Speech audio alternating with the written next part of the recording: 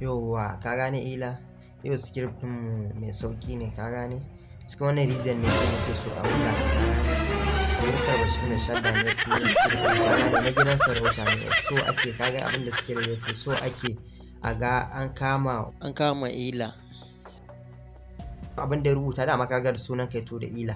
Ka gane ila ne aka samu a wajen rijiya an wulla shi, ta saddaka ake so mu wulla shi ka gane.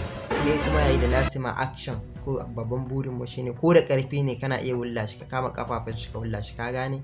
Saboda babu matsala idan ko da mutum babu dama za a kai shi asibiti yau ka ga rijiyar nan to ka gane. Ko da Latsima action ko da ƙarfi ne ka ganin nan ya ɓace to yau ko aljani ne yau ko aljani ne sai mu wulla ka, amma gaya ma gaskiya ka gane. Da Latsima action ko ka kama shi ta saddakai ake so ka gane.